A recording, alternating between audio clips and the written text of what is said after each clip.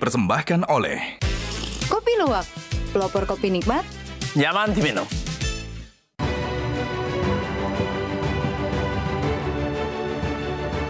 Selamat malam para pemirsa, ketemu lagi di Hot Room dengan saya Hotman Paris.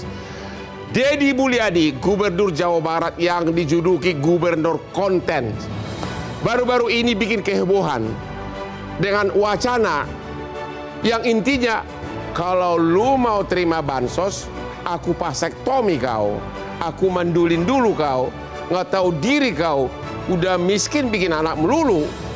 Ya, pertanyaannya, apakah setimpal? Bansos kan hanya sekitar 2 atau 3 juta sebulan. Masa harus dimandulin? Dari segi agama bagaimana? Dari segi kesehatan bagaimana? Bagaimana juga dari segi hak asasi manusia? Apakah itu bukan penghinaan terhadap orang miskin? Inilah Hot Room. Vasektomi, imbalan bansos, solusi atau kontroversi?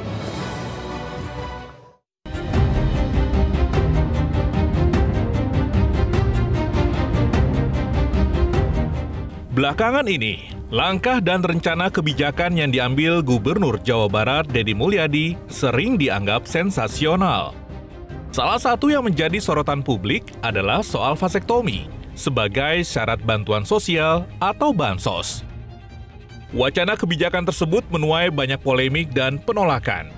Menteri Sosial Saifullah Yusuf merespon usulan tersebut harus dikaji lebih jauh, termasuk dari sudut pandang agama, hak asasi manusia, dan hal-hal yang terkait dengan aturan regulasi bansos. Bahkan beberapa pihak menilai bahwa vasektomi sebagai syarat terima bansos berpotensi diskriminatif. Apakah wacana kebijakan ini mampu terrealisasi? Lantas, bagaimana seharusnya negara mengatur kebijakan pengendalian populasi dan kemiskinan tanpa menyalahi hak asasi manusia?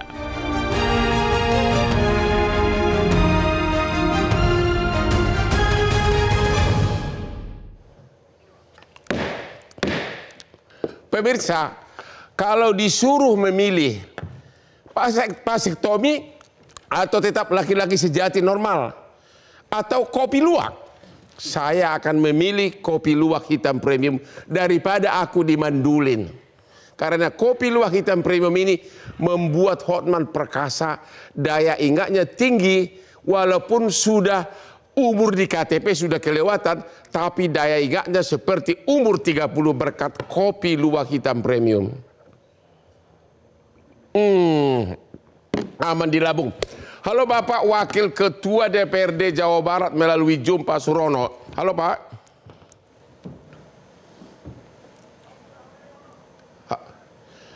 Kedengaran Pak? Ya, kedengaran Bang. Oke. Aman Bang?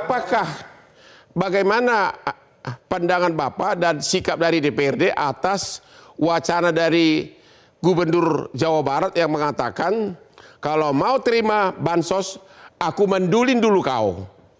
Ya, hai orang miskin, ya, ku vasektomi dulu kau. Gimana Pak? Kok bikin anak melulu udah miskin gitu loh? Apakah setuju DPRD Jawa Barat? Ya, kembali Jawa Barat mengguncang Indonesia, bahkan mengguncang dunia dengan seorang gubernurnya. Dan Bang Hotman, Gubernur Jawa Barat, Gubernur Aing itu adalah gubernur konten ya, sesuai yang disampaikan oleh Gubernur Kalimantan Timur. Nah, sehingga apapun yang menjadi permasalahan itu diawali dengan wacana yang dibangun melalui media sosialnya. Nah, sehingga permasalahan vasektomi sebagai syarat bagi penerima bantuan sosial di Jawa Barat ini belum dibicarakan secara resmi melalui rapat-rapat bersama dengan DPRD. Tapi okelah, kita merespon apa yang diwacanakan di media sosial. Tetapi berdasarkan peraturan perundang-undangan yang berkaitan dengan keluarga berencana ya, di situ kan sangat jelas bahwa pelayanan kontrasepsi secara paksa kepada siapapun dalam bentuk apapun bertentangan dengan hak asasi manusia dan pelakunya akan dikenakan sanksi sesuai dengan ketentuan peraturan perundang-undangan. Oke, itu dari sisi hukumnya. Jadi apabila vasektomi atau KB lah dikaitkan dengan bantuan sosial, maka ini bentuk pemaksaan yang dilarang oleh undang-undang. Nah, yang kedua, mungkin tadi yang disampaikan bahwa ini bertentangan juga dengan agama, khususnya Islam, di mana nanti mungkin dari MUI yang bisa menyampaikan secara jelas, tapi yang saya tahu, sidang sampai keempat, MUI membahas terkait dengan vasektomi, bahwa vasektomi ini masih dikategorikan sebagai alat ataupun upaya pencegahan kehamilan yang diharamkan. Oke, itu dari agama. Nah, yang ketiga terkait dengan yang disampaikan oleh Pak KDM bahwa ini tidak berkaitan dengan bansos yang digulirkan oleh pemerintah pusat, tapi oleh pemerintah Provinsi Jawa Barat. Saya cek, Bang, bantuan sosial di Jawa Barat itu hanya berkaitan dengan bantuan sosial kepada korban bencana. Tidak ada bantuan sosial jenis lainnya. Nah, sehingga kalau hanya kepada korban bencana, alangkah kejamnya negara ini apabila orang yang kena bencana lalu akan diberikan bantuan lalu dipotong dulu itunya. Nah, kejam sekali kan berarti. Nah, sehingga tentunya dari berbagai macam hal yang tadi disampaikan, apabila secara resmi misalnya ya KDM mengajak bicara ya melalui pembahasan di DPRD, saya sendiri dan teman-teman fraksi PD Perjuangan pasti akan menolak terkait dengan rencana kebijakan tersebut. Dan saya yakinkan juga fraksi lain juga pasti juga akan merespon negatif terkait dengan rencana. Jadi menurut Bapak kemungkinan besar DPRD akan menolak wacana dari gubernur konten tersebut. Tapi saya tidak yakin itu akan disampaikan ke DPRD. Saya tidak yakin. Karena apa? Karena seorang kepala daerah yang membuat kebijakan, membuat langkah-langkah yang bertentangan dengan undang-undang, maka sesuai dengan Undang-Undang 23 2014 tentang pemerintahan daerah, di mana ada pasal yang mengatur bahwa kewajiban kepala daerah tidak melanggar peraturan perundang-undangan, dan konsekuensi apabila dilanggar maka dia bisa diberhentikan. Nah, sehingga saya sering katakan bahwa vasektomi ini hanya gimmick-gimmick saja bagi Deddy Mulyadi.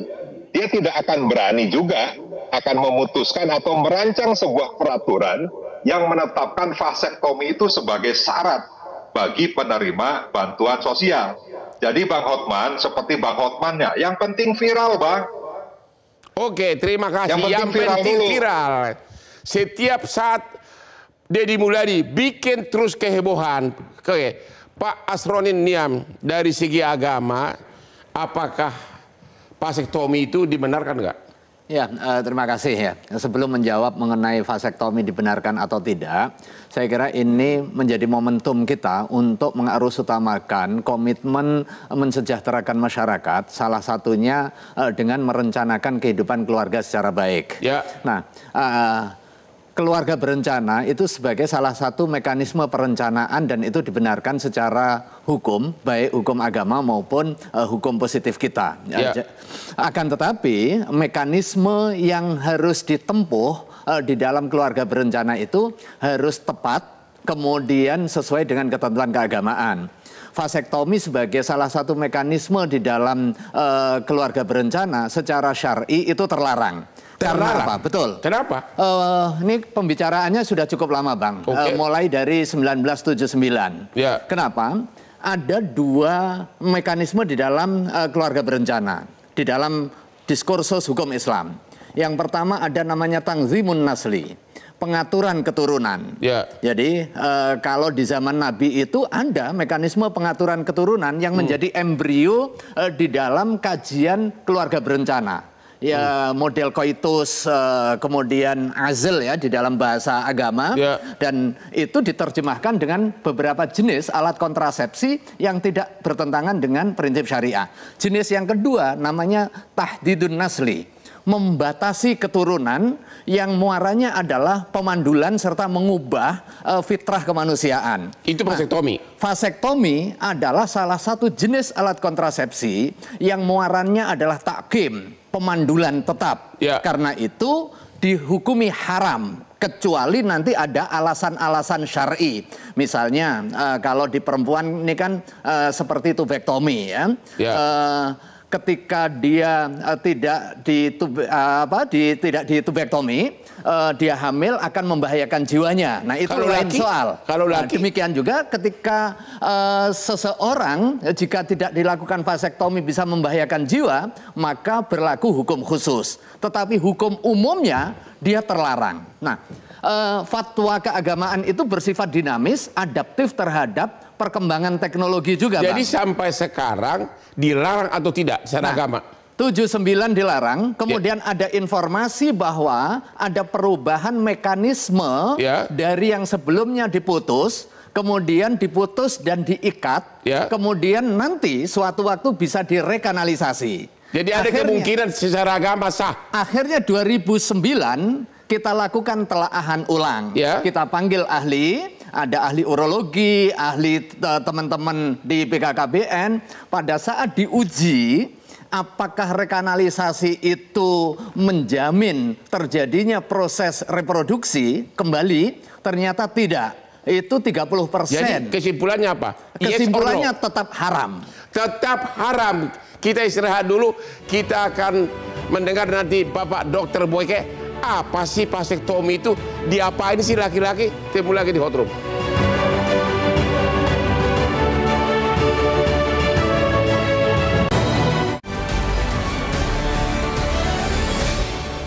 Dipersembahkan oleh Kopi Luwak, pelopor kopi nikmat. Yap. Dipersembahkan oleh Kopi Luwak, pelopor kopi nikmat. Nyaman diminum. Temu lagi di Hot Room.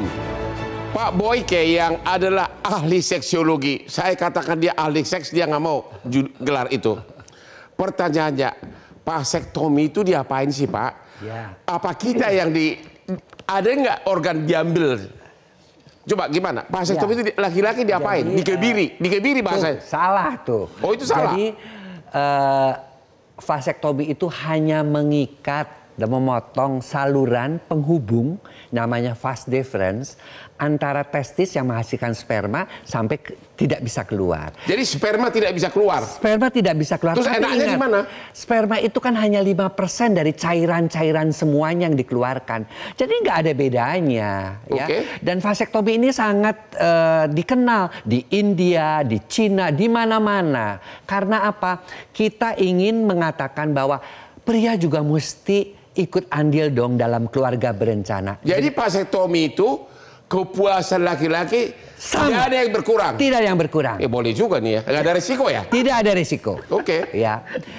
Dan kita juga harus menghormati perempuan. Ya. Perempuan itu sudah hamil, melahirkan, menyusui, mendidik anak. Mana peran laki-laki? Makanya di India, dimanapun mereka lebih laki-laki yang sayang sama istrinya, mereka mau melakukan Berapa vasektomi. lama untuk proses vasektomi? Vasektomi itu karena prosedurnya mudah, dia itu bisa dokter umum plus saja yang melakukannya, memotong kemudian mengikat, memotong kemudian Potong, mengikat. ikat? Ya, sudah begitu dia tunggu kurang lebih 8 minggu sampai 12 minggu karena masih ada sisa-sisa sperma supaya tidak terjadi kehamilan.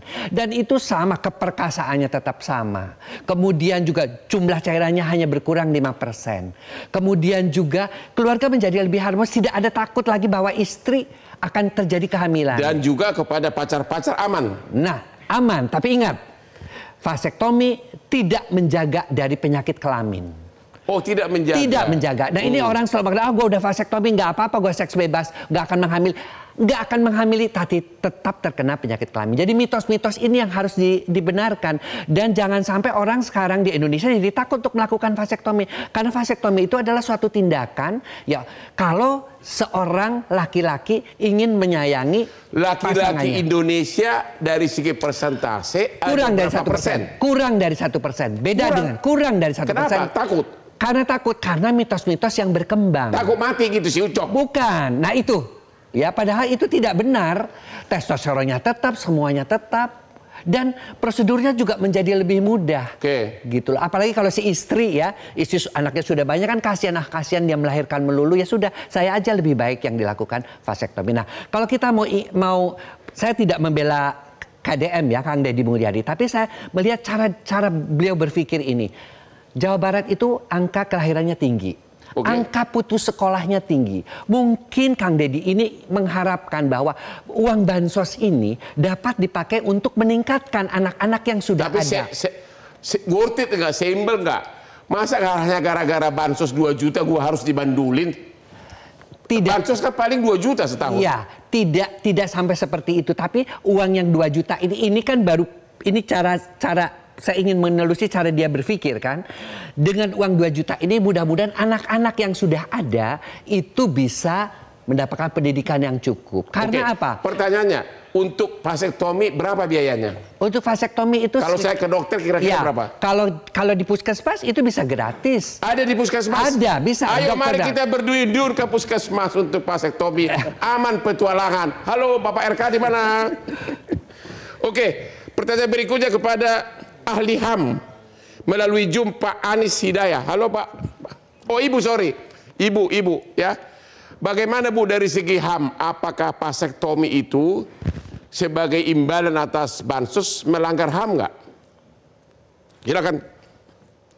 Ya, terima kasih Bang Hotman. Jadi kalau dari perspektif HAM, vasektomi itu mesti memperhatikan prinsip-prinsip HAM ya. Artinya pertama memang karena ini merupakan bagian dari individual rights gitu ya, hak atas otonomi tubuh, maka penting untuk memperhatikan pertama tidak boleh dilakukan pemaksaan, bahwa itu merupakan kesukarelaan gitu ya, karena itu keputusan atas tubuh setiap orang gitu. Jadi kalau itu pemaksaan maka dikhawatirkan itu akan berpotensi melahirkan pelanggaran HAM, terutama adalah hak atas untuk tidak didiskriminasi, karena yang diwacanakan di Jawa Barat itu kan pemaksaan sebagai satu prasyarat untuk kemudian mendapatkan bansos gitu ya. Padahal ini kan dua hal yang berbeda, karena bansos itu kan bagian dari hak yang diterima oleh warga negara karena kondisi ekonomi di mana negara menyediakan gitu, dan sudah ada prasyaratnya gitu. Jadi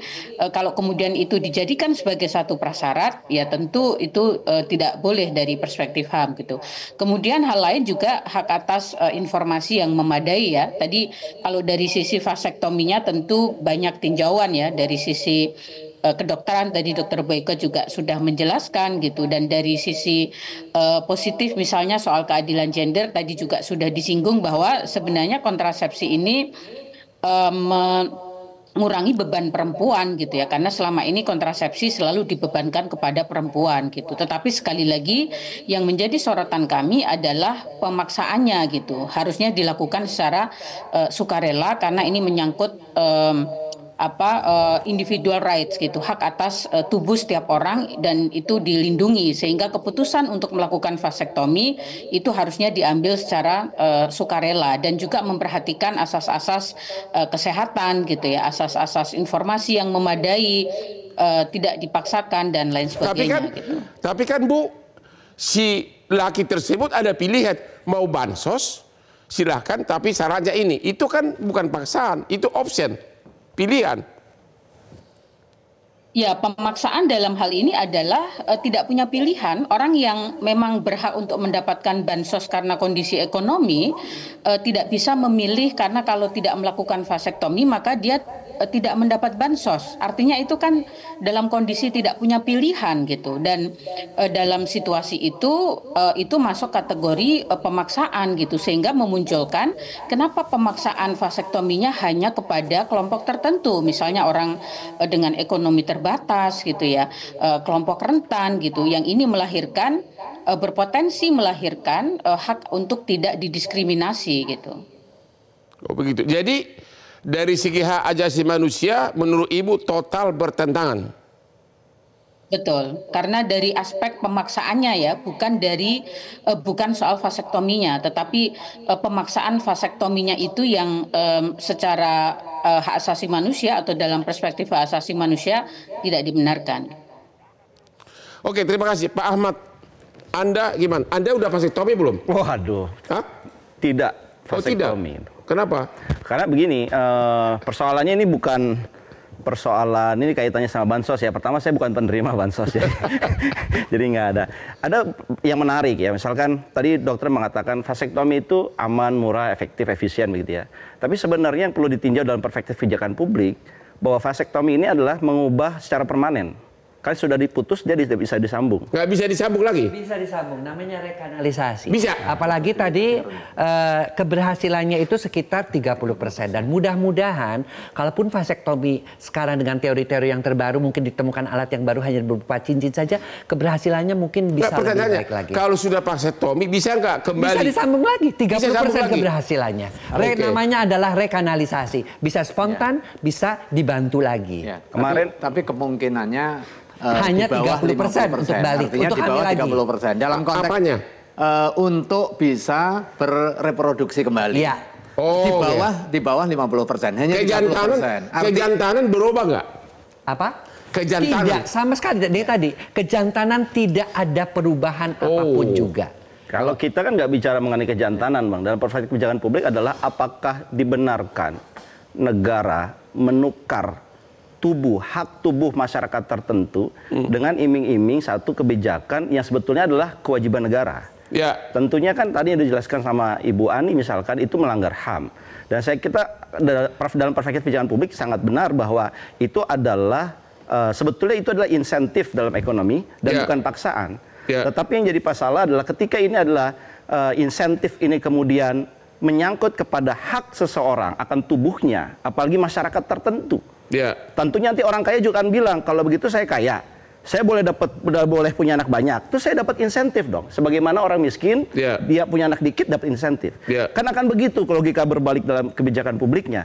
Nah itu kan logika yang salah, bahwa menggunakan instrumen keadilan sosial, bansos ini keadilan sosial, tetapi digunakan untuk solusi pengadilan anak, itu sama sekali tidak relevan. Jadi menurut Anda, Gubernur Konten Deddy Mulyadi salah total? Dan melanggar etika. Melanggar etika. Serta berpikir kebijakan yang salah. Jadi berpikir struktural yang salah. Kenapa? Dianggap bahwa kemiskinan itu adalah karena jumlah anak banyak. Padahal dalam konteksnya Jawa Barat ya, bahwa belum tentu anaknya sedikit, kemiskinan tidak jadi banyak. Karena ada persoalan struktural di situ. Bagaimana akses pendidikan di sana. Bagaimana lapangan pekerjaan di sana. Jadi yang artinya banyak anak tidak otomatis miskin. Itu dia yang harus diluruskan. Oke, kita istirahat dulu. Ketemu lagi di Hot Room.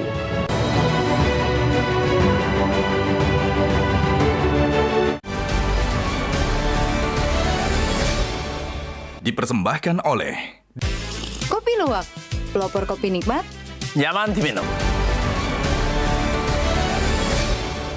Dipersembahkan oleh Kopi Luwak, pelopor kopi nikmat, nyaman diminum. Ketemu lagi di Hot Room. Tadi sebelum datang ke Metro TV, saya mencari dulu kopi luwak. Karena saya itu kalau sudah makin kopi luwak, saraf kita itu dirangsang untuk konsentrasi bekerja.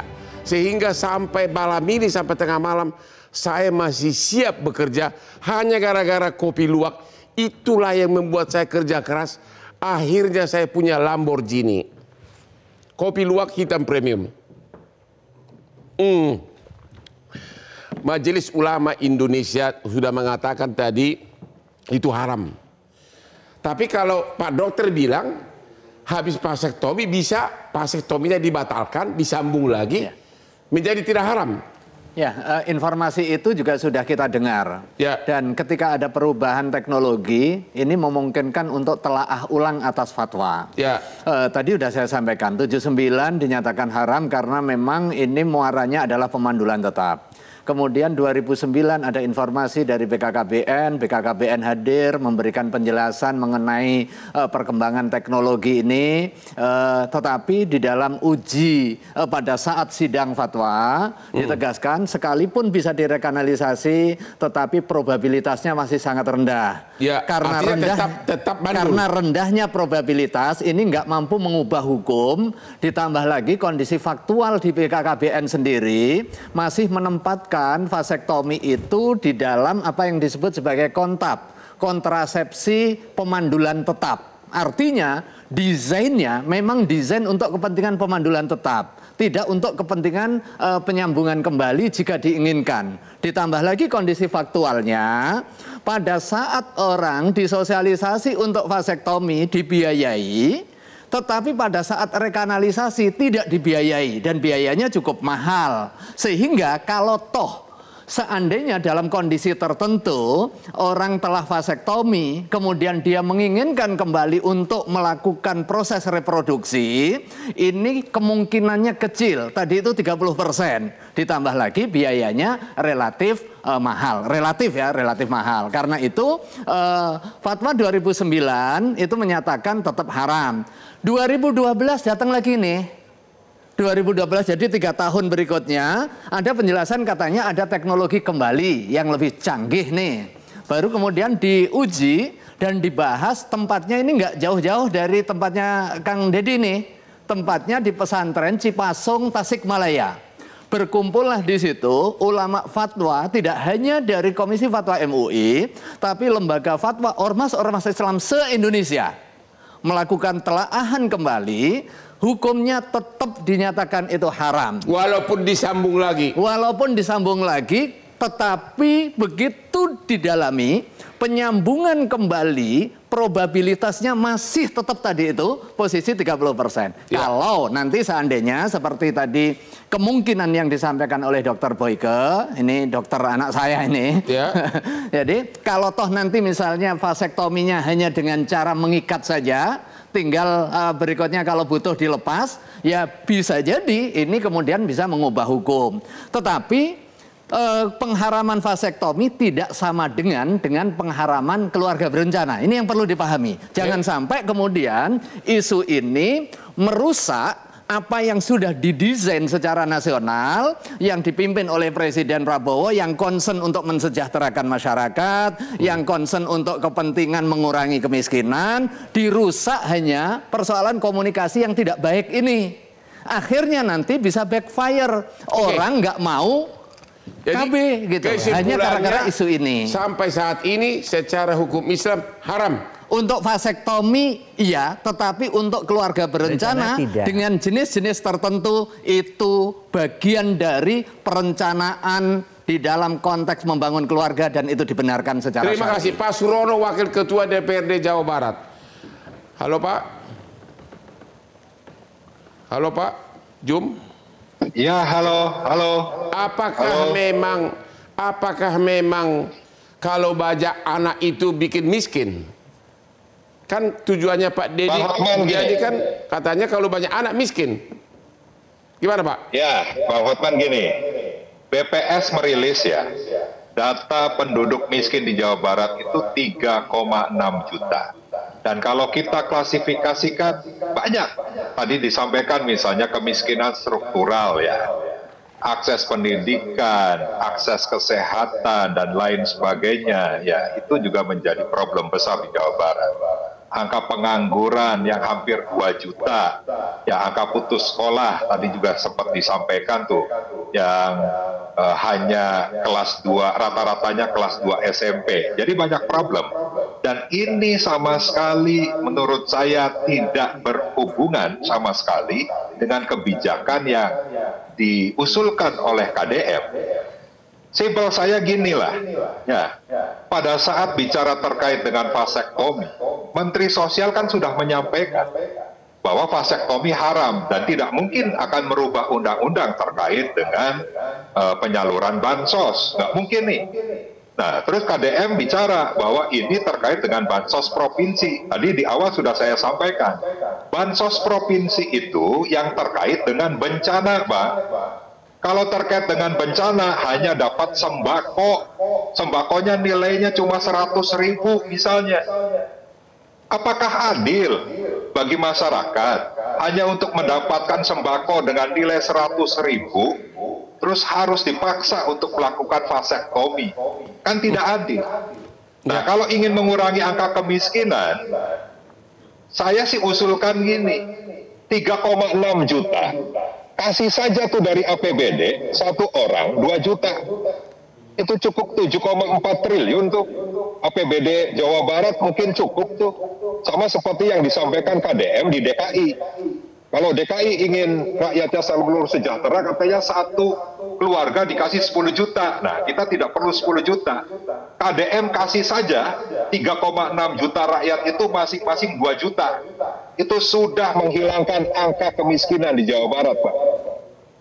Jadi, Bapak mengatakan wacana dari Pak Kang Deddy Mulyadi itu benar-benar tanpa logika rasio apapun. Iya, dan tujuannya hanya viralitas saja di media sosial. Oh, jadi hanya pengen viral aja gitu? Betul, sama seperti pembongkaran bangunan di Puncak, ya kan? Itu kan hanya satu bangunan saja, itu pun milik BUMD. 11 bangunan lainnya cuma disegel, tidak dibongkar. Tapi tidak dilakukan hal yang sama, misalnya di Kabupaten Bandung, di Bandung Barat, di Subang, di Sumedang, di Kuningan. Kan hanya itu. Terus masalah lainnya misalnya barak militer, ya, masuk barak militer. Ditentang habis-habisan oleh Bu Anies, oleh saya, oleh siapapun lah terkait dengan ahli pendidikan yang terkait dengan ahli pengasuhan anak misalnya. Dari 6 bulan sampai 1 tahun yang direncanakan, terakhir dirilis hanya 2 minggu saja masuk barak militernya. Dan itu pun pendidikan karakter, bukan pendidikan militer atau militer. Nah, sehingga menurut saya, sekali lagi, dari awal saya sampaikan, ini hanya gimmick-gimmick saja, supaya Deddy Mulyadi, KDM ini viral, dikenal oleh rakyat di Indonesia. Hanya itu. Jadi hanya Pak Kang Deddy Mulyadi memang doyan viral. Gimana nih Pak Ahmad Nur? Deddy Mulyadi katanya doyan viral, gubernur konten. Saya kira kita beruntung juga ya punya diskursus seperti ini ya. Artinya kita bisa mengetahui kan ada satu kondisi di mana kita punya problem terkait mengenai jumlah penduduk, orang miskin, kemudian bansos. Saya kira ini satu hal yang positif ya melihatnya. Saya melihat sisi positifnya aja. Dan saya kira gini, saya ingin menambahkan ya bahwa kalau kita bicara mengenai kebijakan publik, harusnya negara tidak boleh memberikan satu insentif dengan cara menyerahkan hak tubuh manusianya. Apalagi yang diserahkan ini kan orang-orang miskin. Ini kan orang-orang yang termarginal. Kalau seandainya kita mau ingin menerapkan mengendalikan angka kelahiran, kan harusnya untuk semua orang. Saya kira KB itu kan untuk semua orang. Dan yang kedua adalah sifatnya bukan paksaan, tetapi dibangun atas dasar sukarela. Yang dipaksa ini kesannya kan, Anda udah vasektomi belum? Belum, nggak bisa bansos. Nah itu kan satu hal pemaksaan. Anda bayangkan Bang Hotman, seorang buruh lepas, dia pulang nggak bawa makanan. Kemudian dia dihadapkan bantuan Bapak ambil bansos aja, tapi Bapak harus vasektomi. Itu kan namanya pemaksaan dalam kebijakan publik, dan itu tidak baik. Yang kedua, kalau seandainya nanti dia menyesal, karena dia di bawah tekanan, dia menyesal kemudian saya harus punya anak, karena mungkin istrinya bercerai, atau mungkin anaknya meninggal, anak-anak yang adanya. Kemudian dia ingin balik lagi, kan kemudian jadi persoalan buat negara. Mereka merasa, wah ini gimana? Mereka ingin balik lagi tapi nggak bisa. Dan saya kira banyak sekali lebih banyak mudaratnya dibandingkan manfaatnya. Terima kasih. Pak Boyke, jadi dari segi medis kedokteran, untuk KB itu mendingan mana? Apakah vasektomi atau KB dari pihak istri pakai spiral atau apa? Sebenarnya dua-duanya ya, kontab. Ya. Misalnya tubektomi itu juga kontab. Ya, kontrasepsi mantap sama dengan vasektomi. Cuman yang di sini ini adalah ajas keadilan tadi yang sempat disampaikan bahwa jangan semua KB itu dibebankan kepada wanita. Ya, kalau memang prianya udah saya udah cukup kok punya anak daripada kamu terus-terusan yang harus dilakukan. Udah melahirkan, menyusui, kemudian harus juga ikut KB tubektomi. Ya mendingan yang laki. Kan bagi suami dan istri. Bagaimana dengan laki-laki petualang seperti kasus Lisa LM? Apakah sangat aman bagi seperti aku ini, ya? Sehingga tidak terkena dijerat oleh para perempuan karena pasti nggak bisa hamil gitu loh. Bagaimana untuk para pria petualang? Cocok nggak ini vasektomi? Pria petualang cocok saja ya? Karena dia kan tidak bisa menghamili karena kan tidak ada sperma. Ya tetapi mesti ingat bahwa berpetualang dengan wanita itu vasektomi tidak menjamin terjadinya sexual transmitted diseases atau penyakit kelamin. Jadi Anda mau berpetualang silahkan saja, tapi tetap harus menggunakan pengaman. Jadi ada juga Bang Hotman, seorang ibu nih saya kenal tetangga saya, seorang ibu melarang suaminya malah vasektomi. Padahal bukan rasa cinta. Karena apa? Karena mungkin tidak tahu juga. Karena apa? Karena sang ibu ini khawatir suaminya akan menjadi suami yang liar. Saya kira ini kan forum publik ya, permisivitas terhadap petualangan seksualitas saya kira juga nggak dibenarkan juga. Karena di situ ada aspek legalitas, baik aspek keagamaan maupun aspek aturan. Sehingga saya kira penting juga diedukasi kepada publik, bukan persoalan aman dari sisi reproduksi, tetapi apakah legal atau tidak. Karena norma kita tidak hanya pada norma positif semata. Ada norma keagamaan yang itu menjadi salah satu value di dalam kehidupan masyarakat kita. Terima Saya kira kasih. ini penting. Norma hukum positif dan norma agama. Betul. Ketemu lagi di Hot Room.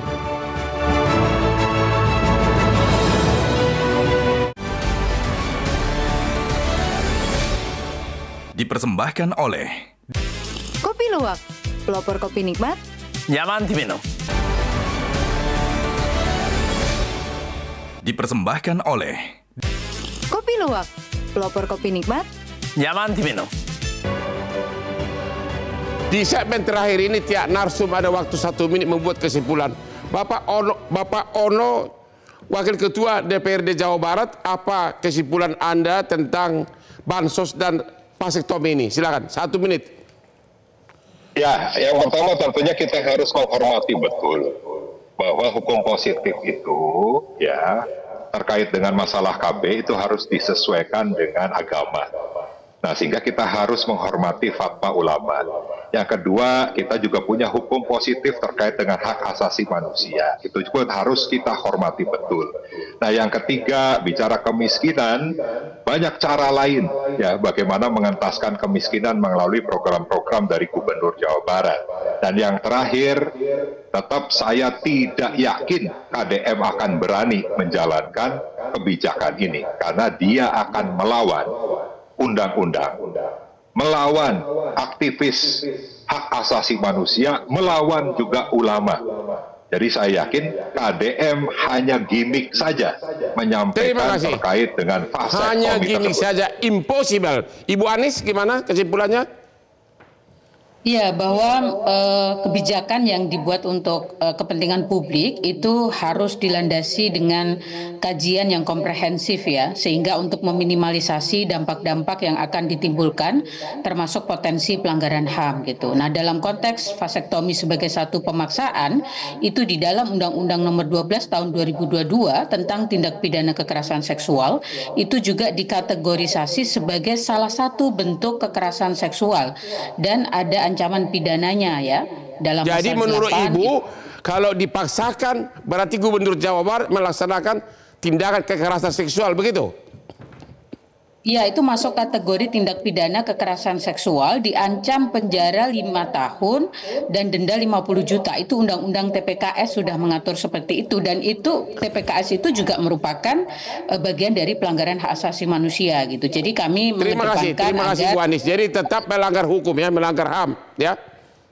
Terima kasih Pak Boyke.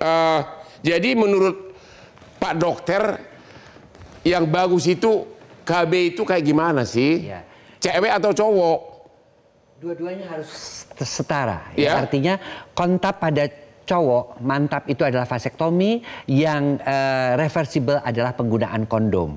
pil untuk pria belum ditemukan. Ya. Kalau untuk wanita, tubektomi itu kontrasepsi mantap. Ya. Kemudian ada spiral atau IUD, Ya. yaitu yang reversible, atau pil atau susuk ya atau suntik. Ya. Tapi dengan adanya diskusi ini, paling tidak masyarakat tahu bahwa ada vasektomi yang bisa dipakai untuk pria dan bisa artinya berkeadilan buat wanita. Tanpa ada akibat apapun. Tanpa akibat Tanpa apapun. mengurangi kenikmatan. Tanpa mengurangi kenikmatan, dan keberhasilannya 99%, tanpa mengganggu keperkasaan. Dan tidak mahal. Dan tidak mahal. Terima kasih.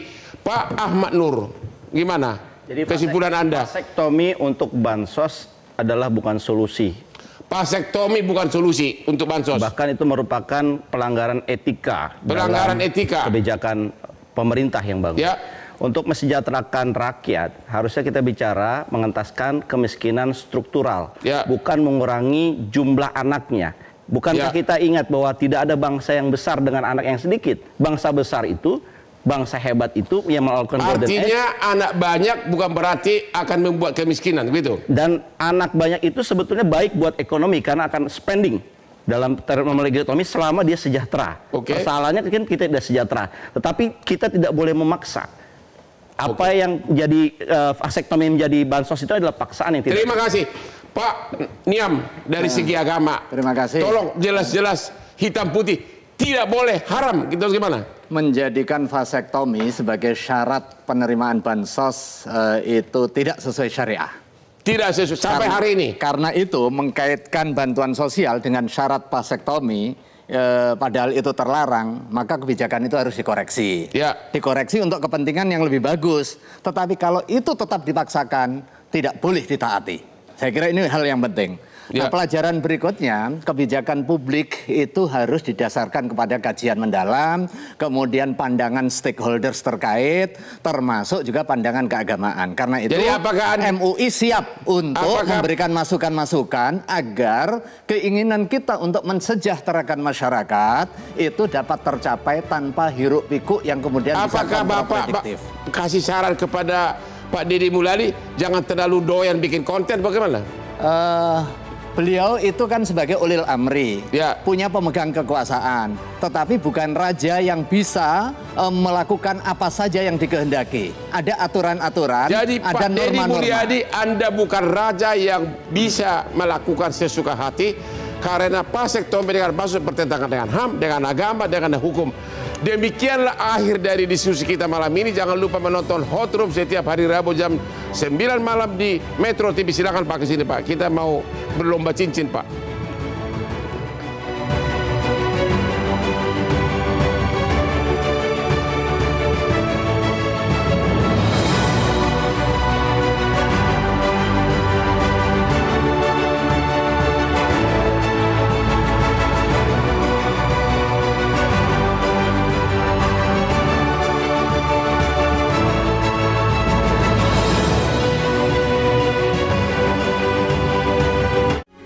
Metro TV.